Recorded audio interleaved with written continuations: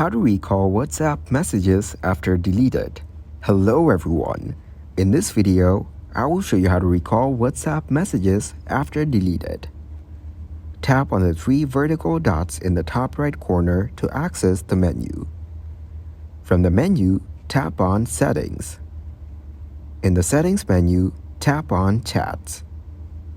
Scroll down and tap on Chat Backup. Here, you can see the option to back up your messages. Tap on Backup to initiate the backup process. Once the backup is complete, your messages will be safely stored in your backup file. Thank you guys for watching this video. Hope you got some value. Make sure to like the video and subscribe to the channel to get notified of new videos. See you in the next one.